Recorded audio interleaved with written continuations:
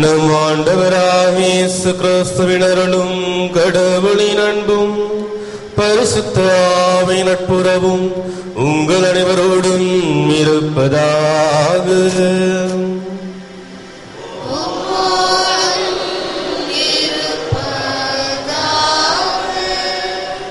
அன்புக்குரியவர்களே, இறைவன் கொடுத்த இந்த புதிய நாளுக்காக இறைவனுக்கு நாம் நன்றி செலுத்துவோம்.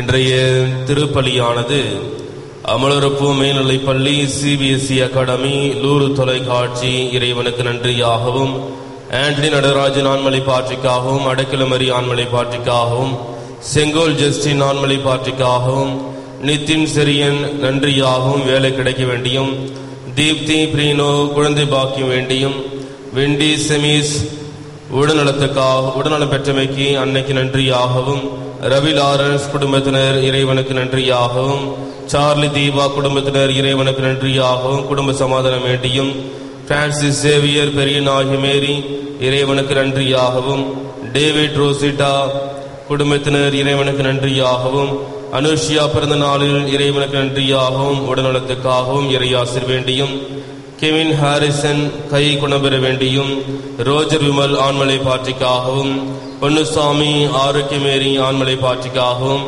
மரிய பாத்திமா 8ஆம் ஆண்டு நினைவு நாளில் இவருடைய ஆண்மலை பாற்றிக்காகவும், மற்றும் வேளாங்கண்ணி மரிய பிச்சையம்மாள் இவருடைய ஆண்மலை பாற்றிக்காகவும், தாமஸ் குடும்பத்தினர் இறைவனுக்கு நன்றியாகவும், குடும்ப கருத்துக்கள் நிறைவேற வேண்டியும், ஜோஸ் உடல் உள்ள நலனுக்காகவும் கருத்துக்கள் நிறைவேறவும், மேலும் சிறப்பாக இத்திருப்பலில் பங்கெடுத்துள்ள நம் ஒவ்வொருவருடைய கருத்துக்களுக்காகவும், குடும்ப நலனுக்காகவும், நம்முடைய பிள்ளைகளுடைய ஆன்மீக வளர்ச்சிக்காகவும் சிறப்பாக இத்திருப்பலியில் மன்றாடுவோம். அன்புக்குரியவர்களே, இன்று நாம் அலெக்சாண்டிரியா நகர் புனித சிரில் அவர்களுடைய நினைவை சிறப்பிக்கின்றோம். இவர் 4 மற்றும் 5ஆம் நூற்றாண்டிலே வாழ்ந்தவர். திருச்சபைக்கு தன்னுடைய எழுத்தின் மூலமாக, தனது திறமையின் மூலமாக பல்வேறு விதங்களிலே விசுவாசத்தை காத்தவர்.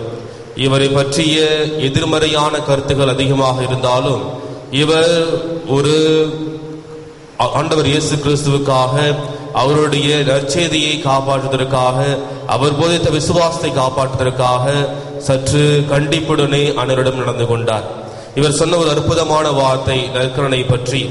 எவ்வாறு 2 மெழுகானது ஒன்று சேர்ந்து ஒரே மெழுகாக மாறுகின்றதோ, அதே போல நற்கருணையை உண்கின்ற நாம் ஒவ்வொருவருமே ஆண்டவர் இயேசு கிறிஸ்துவாக மாறுகின்றோம், அவரோடு ஒன்றாக கலக்கின்றோம் என்று சொல்கின்றார். எனவே அன்புக்குரியவர்களே, இதோ நற்கருணை பெற்று தருகின்ற தெய்வீக திருப்பலியில் நாம் பக்தியோடு பங்கெடுப்போம். என்றும் ஆண்டவர் இயேசு கிறிஸ்துவை போல நாம் வாழ தேவையான வழிகாட்டுதலை இறைவன் கொடுக்க வேண்டும் என்று இத்திருப்பலின் வழியாக மன்றாடுவோம். திருப்பலி ஒப்புக் கொடுக்க நாம் தகுதி பெறும் பொருட்டு நம்முடைய பாவங்களை ஏற்று மனவருந்தி இறைவனிடம் மன்னிப்பு கேட்போம்.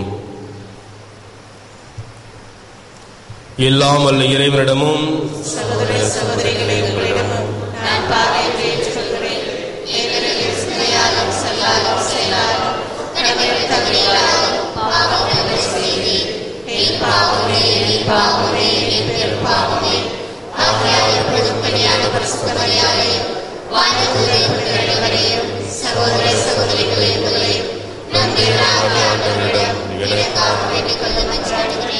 எல்லாம் வல்ல இறைவன் நம் மீது இரக்கம் வைத்து நம் பாவங்களை மன்னித்து நம் முடிவில்லா வாழ்வுக்கு அழைத்து செல்வாராக.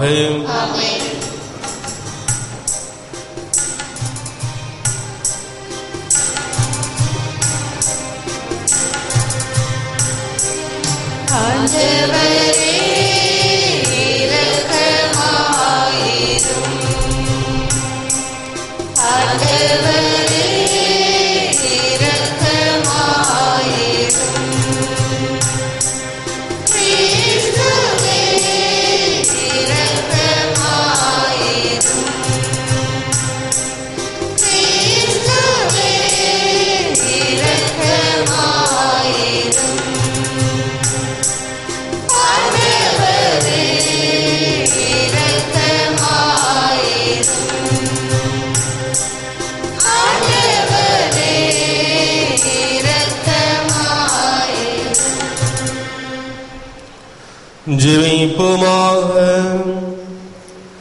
எங்கள் வலிமையும் மரணமாகிய இறைவா, உம்மையே நம்பி உம்முடைய அன்பில் நிலைத்திருப்பவர்களை நீர் என்றும் கைவிடுவதில்லை.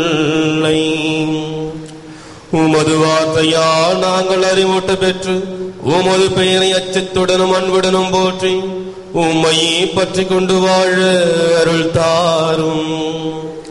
உமோடு தூயாவின் ஒன்றைப்பில் இறைவனாய் என்றென்றும் வாழ்ந்து ஆட்சி செய்கின்ற எங்கள் ஆண்டவரும் உம் திருமகனுமாகிய இயேசு கிறிஸ்து வழியாக உம்மை மன்றாடுகின்றோம்.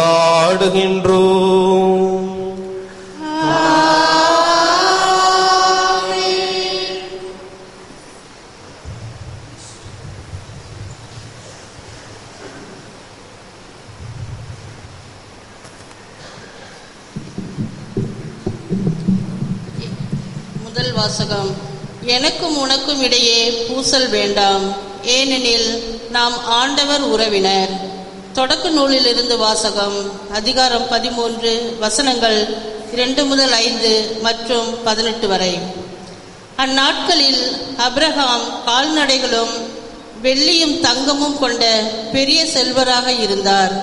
அப்ரஹாமுடன் சென்ற லோத்துக்கும் ஆட்டு மந்தைகளுக்கும் மாட்டு மந்தைகளுக்கும் கூடாரங்களும் இருந்தன. அவர்கள் சேர்ந்து வாழ்வதற்கு இடம் போதவில்லை.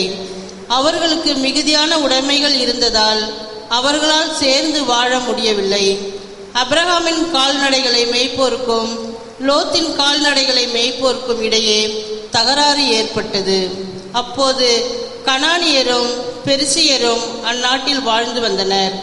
அப்ரஹாம் லோத்தை நோக்கி, எனக்கும் உனக்கும் என் ஆட்களுக்கும் உம் ஆட்களுக்கும் இடையே பூசல் ஏற்பட வேண்டாம், ஏனெனில் நாம் உறவினர்.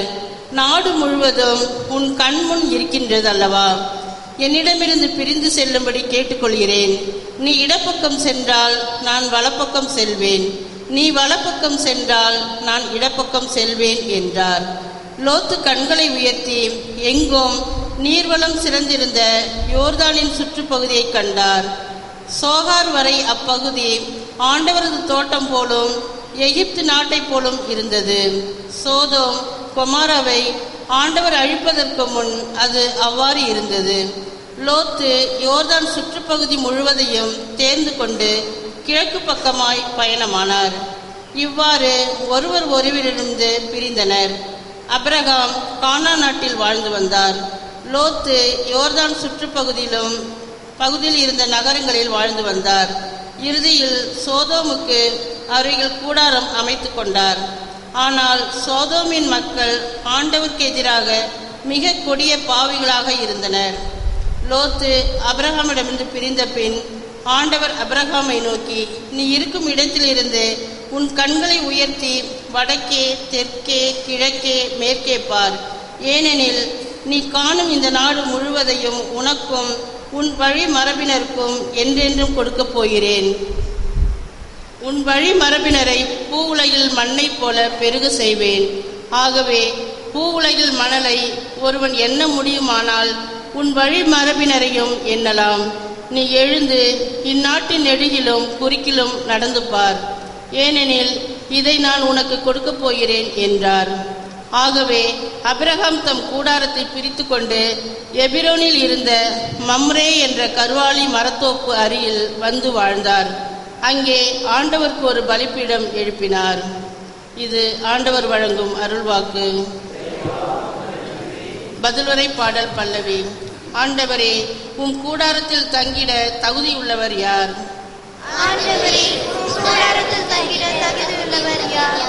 மாசவற்றவராய் நடப்போரே, இன்னொரு நேரியவற்றை செய்வர், உளமாற உண்மை பேசுவர், நம் நாவினால் புறம் கூறார். பல்லவி.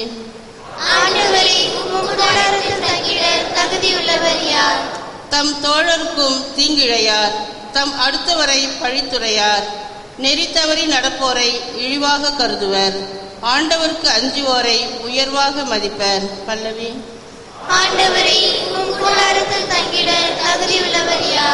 தம் பணத்தை வட்டிக்கு கொடார், மாசற்றவருக்கு எதிராக கையூட்டு பெறார், இவ்வாறு நடப்போர் என்றும் நிலைத்திருப்பர். பல்லவி.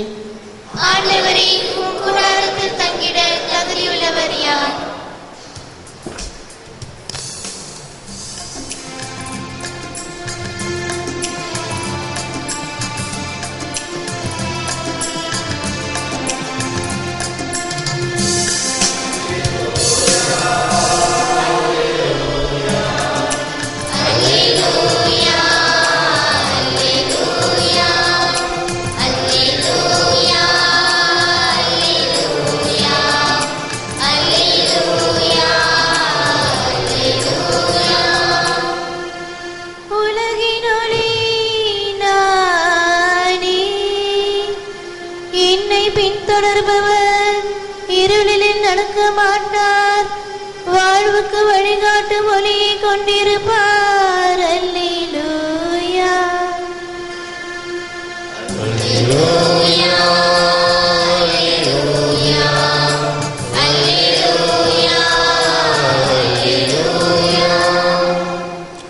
ஆண்டவர் உங்களோடு இருப்பாராக. புனித மத்தேயு எழுதிய நற்செய்தியிலிருந்து வாசகம். அதிகாரம் 7 இறைவசனங்கள் 6 மற்றும் 12 14 முடிய. அக்காலத்தில் இயேசு தம் சீடரை நோக்கி கூறியது, தூய்மையானது எதையும் நாய்களுக்கு கொடுக்க வேண்டாம், அவை திருப்பி உங்களை கடித்து குதறும். மேலும் உங்கள் முத்துக்களை பன்றிகள் முன் எரிய வேண்டாம், எரிந்தால் அவை தங்கள் கால்களால் அவற்றை மிதித்துவிடும். ஆகையால் பிறர் உங்களுக்கு செய்ய வேண்டும் என விரும்புகிறவற்றையெல்லாம் நீங்களும் அவர்களுக்கு செய்யுங்கள். இறை வாக்குகளும் திருச்சட்டமும் கூறுவது இதுவே. இடுக்கமான வாயிலின் வழியே நுழையுங்கள், ஏனெனில் அழிவுக்கு செல்லும் வாயில் அகன்றது, வழியும் விரிவானது, அதன் வழியே செல்வோர் பலர். வாழ்வுக்கு செல்லும் வாயில் மிகவும் இடுக்கமானது, வழியும் மிக குறுகலானது, இதை கண்டுபிடிப்போர் சிலரே. இது கிறிஸ்து வழங்கும் நற்செய்தி.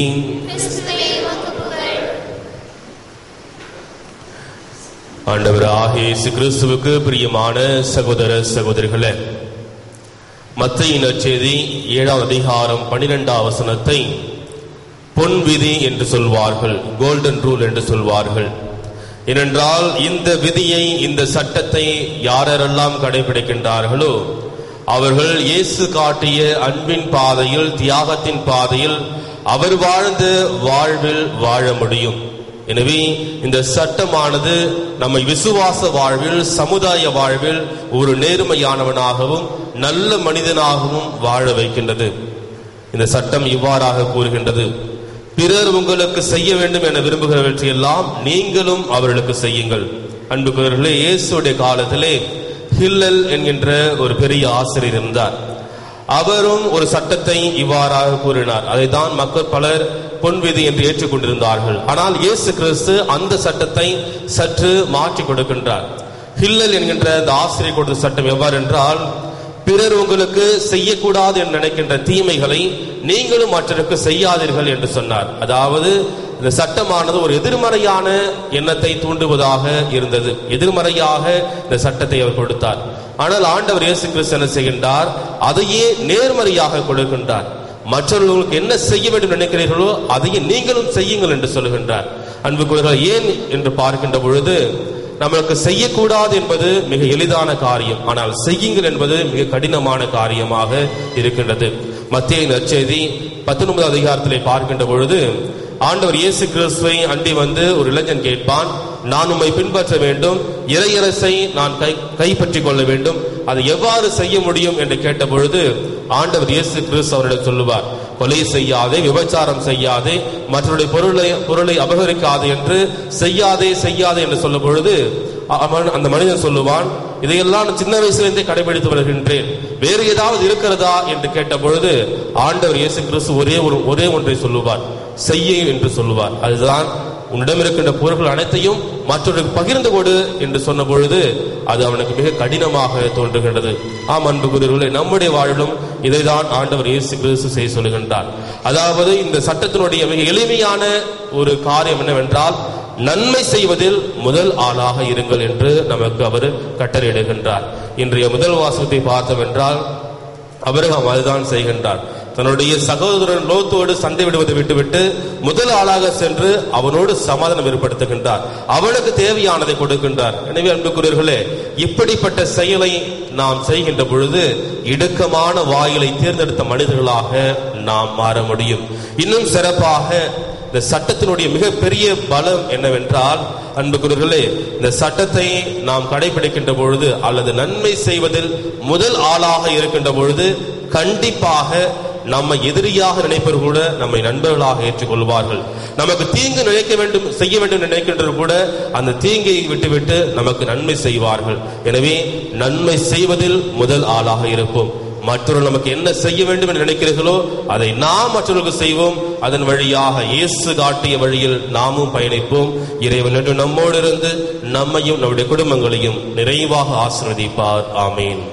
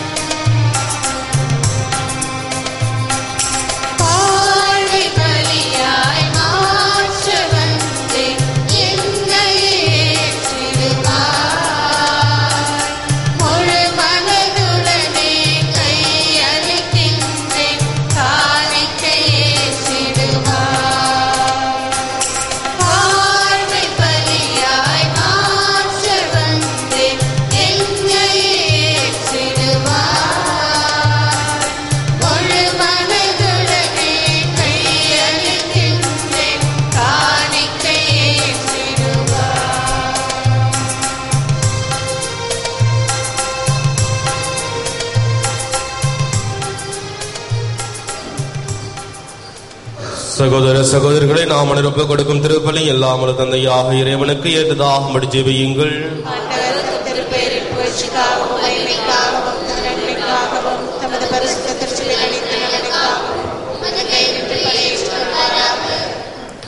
அளவில்லாத இரக்கமுள்ள இறைவா, உமது மன்னிப்பை பெறவும் உம்மை புகழ்ந்தேத்தவும் நாங்கள் நிறைவேற்றும் இப்பலியை ஏற்றருளும். இதனால் நாங்கள் தூய்மை அடையவும் எங்கள் உள்ளுணர்களுடன் உமக்கேற்ற காணிக்கையாகுமாறும் செய்தருளும்.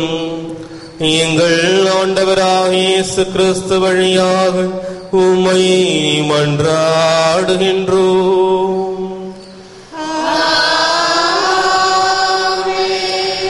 ஆண்டவர் உங்களோடு இருப்பாராக.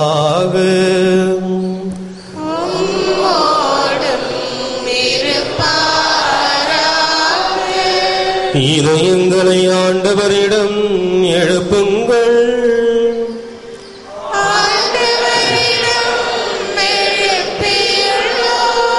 நம் இறைவனாகிய ஆண்டவருக்கு நன்றி கூறுவோம்.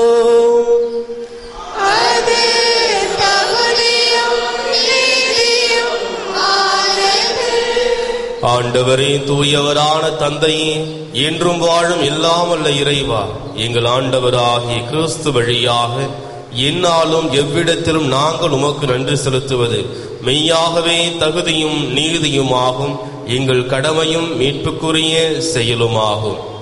கிறிஸ்துவின் மரணத்தை நாங்கள் அன்போடு கொண்டாடுகிறோம். உயிர்த்தெழுதலை உயிராற்றலுள்ள விசுவாசத்தோடு அறிக்கையிடுகிறோம். மகிமையுடன் அவர் மீண்டும் வருவார் என உறுதியுள்ள நம்பிக்கையோடு எதிர்பார்க்கின்றோம். ஆகவே புனிதர் வானதூதர் அனைவரோடு நாங்கள் உம்மை புகழ்ந்தேத்தி முடிவின்றி சொல்வதாவது: பரிசுத்தர், பரிசுத்தர், பரிசுத்தர், மூலையில் இறைவனாகிய ஆண்டவர், வானமும் பூமியும் அது மகிமையாக வைத்துள்ளன. உன்னதங்களிலே ஓசானா. ஆண்டவர் பெயரால் வருபவர் ஆசி பெற்றவர். உன்னதங்களிலே ஓசானா. வானக தந்தையே, நீர் மெய்யாகவே தூயவர், புனிதத்துக்கெல்லாம் ஊற்று. ஆகவே உம்முடைய தூய ஆவியை பொழிந்தே காணிக்கைகளை புனிதப்படுத்த வேண்டும் என உம்மை மன்றாடுகிறோம். இவ்வாறு எங்கள் ஆண்டவர் இயேசு கிறிஸ்துவின் உடலும் இரத்தமுமாக எங்களுக்கு இவை மாறுவனவாக. அவர் பாடுபட மனமு வந்து தம்மை கையளித்த போது அப்பத்தை எடுத்து நன்றி செலுத்தி அதை பிட்டு தம் சீடருக்கு அளித்து கூறியதாவது: அனைவரும் இதை வாங்கி உண்ணுங்கள், ஏனெனில் இது உங்களுக்காக கையளிக்கப்படும் என் உடல்.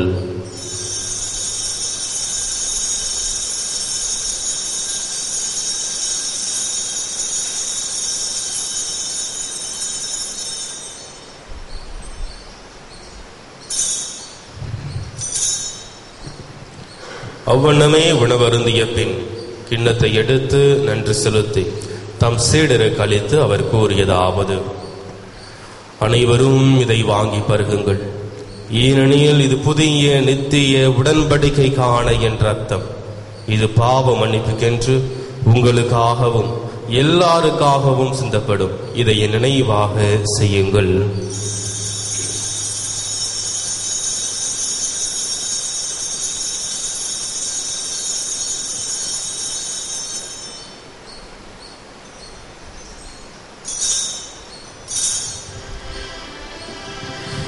இது நம் விசுவாசத்தின் மறை பொருள்.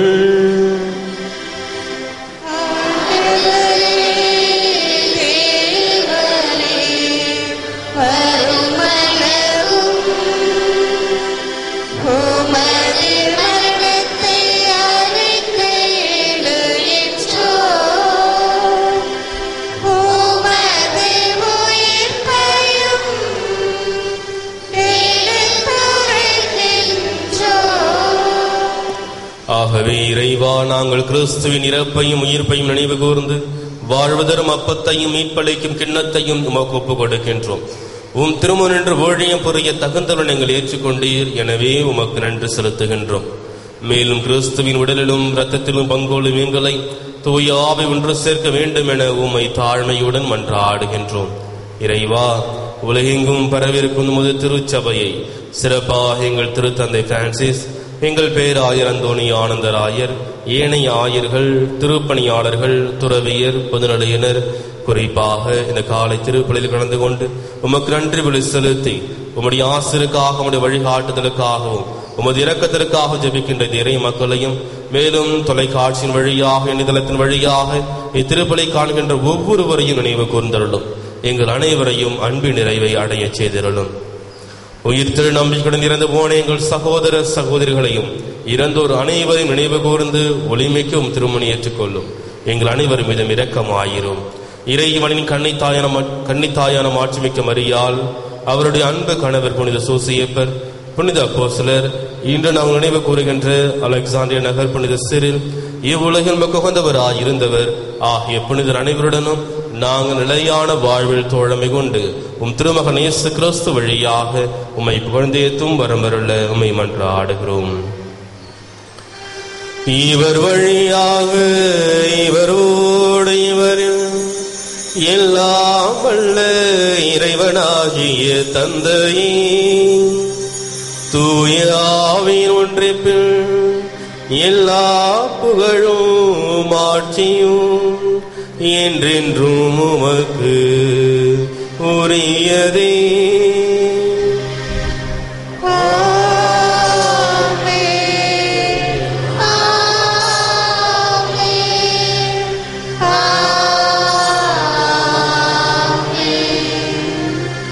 மீட்பரின் கட்டளையால் கற்பிக்கப்பட்டு இறை படிப்பனையால் பயிற்சி பெற்ற நாம் துணிந்து பாடுவோம்.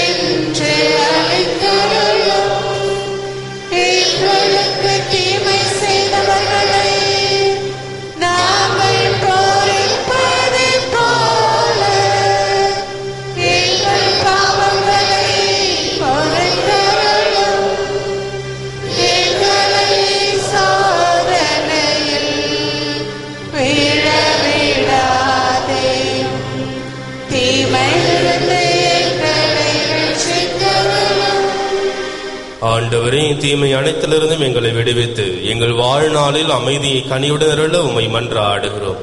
உமது இரக்கத்தின் உதவியால் நாங்கள் பாவத்திலிருந்து எப்போதும் விடுதலை பெற்று யாதொரு கலக்கமின்றி நலமாயிருப்போமாக.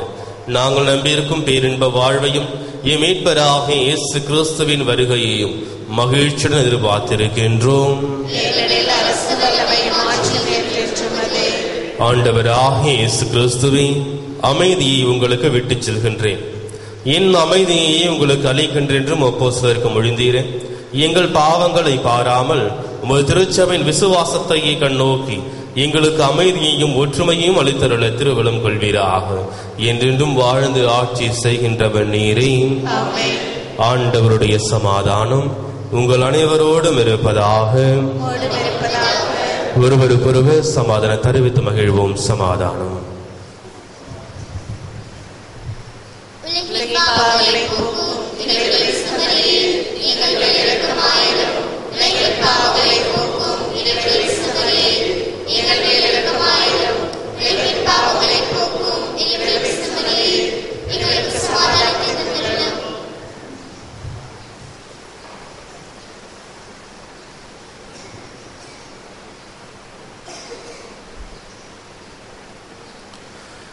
இதோ இறைவனின் செம்மறி, இதோ உலகின் பாவங்களை போக்குண்டவர்.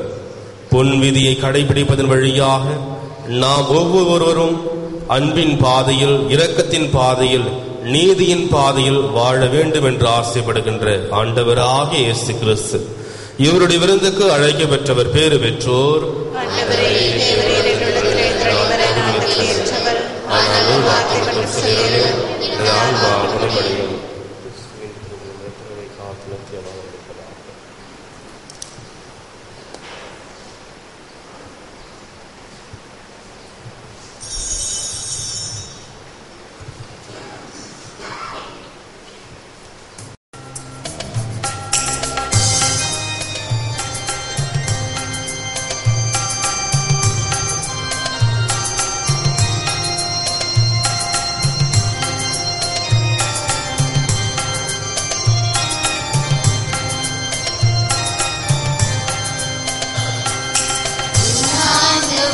இறைவா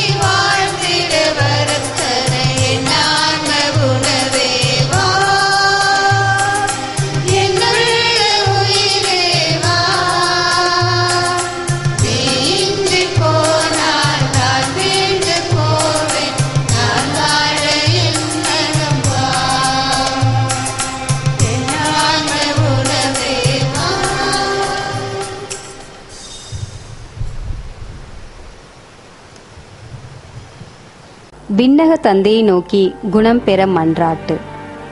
விண்ணக தந்தையே, உம்மை நோக்கி கூவி அழைக்கிறேன். உமது வல்லமையினால் நான் படைக்கப்பட்டேன். நான் உள்வாங்கும் ஒவ்வொரு மூச்சின் போதும், ஒவ்வொரு காலையும் கண்விழிக்கும் போதும், ஒவ்வொரு மணித்துளியின் போதும் நான் உமது வல்லமையின் பாதுகாப்பில் இருக்கிறேன். தந்தையே, அதே வல்லமையில் நீர் என்னை தொட வேண்டும் என மன்றாடுகிறேன். ஒன்றுமில்லாமையில் இருந்து என்னை உருவாக்கிய நீர் மீண்டும் என்னை புது படைப்பாக்க உம்மால் கூடும். உமது தூய ஆவியின் குணப்படுத்தும் வல்லமையால் என்னை நிரப்பும். என்னிடம் இருக்கத்தகாதவற்றை அகற்றி அருளும். உடைந்தவை உருப்பெறச் செய்தருளும். நோயுற்ற செல்களை வேரோடு பிடுங்கி எறிந்துவிடும். அடைப்பட்ட நாளங்களையும் நரம்புகளையும் திறந்துவிடும். பாதிப்புகளை சீர் செய்தருளும். அத்தனை அலர்ஜிகளையும் அகற்றி அருளும். எல்லாவிதமான நச்சுத்தன்மைகளையும் சுத்தப்படுத்தி அருளும். உமது குணமாக்கும் அன்பை என் உடலுக்குள் புகுத்தி அருளும். அதனால் நலம் குன்றிய இடங்கள் எல்லாம் புத்துயிர் பெறட்டும். இதனால் நீர் உருவாக்கியது போலவே எனது உடல் செயல்படச் செய்தருளும். எனவே தந்தையே, என் உள்ளத்துக்கும் உடலுக்கும் முழு நலனை தாரும். இதனால் எஞ்சியுள்ள எனது வாழ்நாளில் உமக்கு உகந்தவனாக நான் பணிபுரிவேனாக. இவற்றையெல்லாம் உமது அன்பு மகனும் எங்கள் ஆண்டவருமான இயேசு கிறிஸ்துவின் பெயரால் உம்மை மன்றாடுகிறோம். ஆமென். ஜெபிப்போமாக. ஆற்றல் மிக்க இறைவாவும் திருமகனின் விலை மதிக்க பெறாத உடலையும் இரத்தத்தையும் உட்கொண்டு புதுவிக்க பெற்று நாங்கள் உம்மை கெஞ்சி கேட்கின்றோம். அடிக்கடி உட்கொள்ளும் இத்திருவிருந்தால் நாங்கள் உம்மீது கொண்டுள்ள விசுவாசத்தில் உறுதியடைந்து உம்மை தவிர வேறொருக்கும் அஞ்சாமல் வாழ்வு நேரிடும் இடுக்கண்களில் நீர் எங்களோடு இருக்கிறீர் என்ற நம்பிக்கையுடன் எங்கள் அன்றாட சிலுவைகளை சுமந்து உம் திருமகனை பின்பற்றி வர அருள் தாரும். எங்கள் ஆண்டவராகிய இயேசு கிறிஸ்து வழியாக உம்மை மன்றாடுகின்றோம்.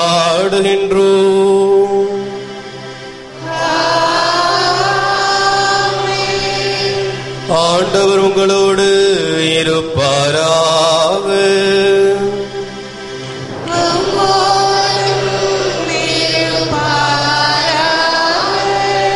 எல்லாம் வல்ல இறைவன் தந்தை மகன் தூய ஆவி உங்கள் அனைவரையும் ஆசீர்வதிப்பாராக.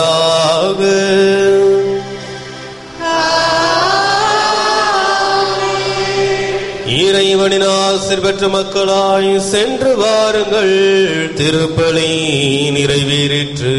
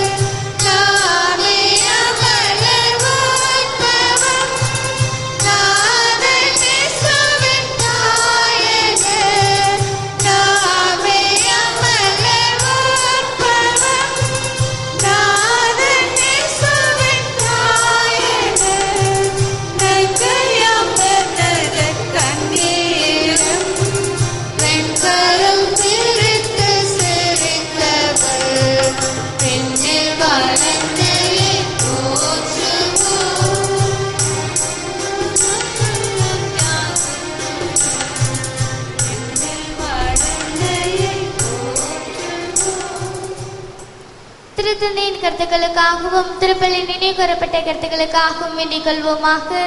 பரலோகத்தில் இருக்கிற எங்கள் பிதாவே, உம்முடைய நாமம் உச்சரிக்கப்படுவதாக. உம்முடைய ராஜ்யம் வருக. உம்முடைய சித்தம் பரலோகத்தில் செய்யப்படுவது போல உலகத்திலும் செய்யப்படுவதாக. செய்தவர்களை நாங்கள் பொறுப்பது போல எங்கள் பாவங்களை பொறுத்தருளும். எங்களை சோதனையில் விழவிடாதேயும் அருள் நிறைந்த மரியே வாழ்க, கர்த்தர் உடனே பெண்களுக்குள் ஆசிர்வதிக்கப்பட்டவள் நீரே. உம்முடைய திருவேற்றின் கனியாகிய இயேசுவும் ஆசிர்வதிக்கப்பட்டவரே. மாதாவே, பாவிகளா இருக்கிற எங்களுக்காக இப்பொழுதும் எங்கள் மரண நேரத்தில் வேண்டிக் கொள்ளுவோம். பிதாக்கும் சுதனுக்கும் பரிசுத்த ஆவிக்கும் மகிமை உண்டாவதாக. இயேசுவின் மதுரமான திருஹிருதயமே, மரியாயின் மாசற்ற திருஹிருதயமே, புனித சூசையப்பரே, புனித குழந்தை இயேசுவின் தரிசமாலே, எங்கள் பாதுகாவலான சகல சமரசுகளே, இயேசு மரி சூசை,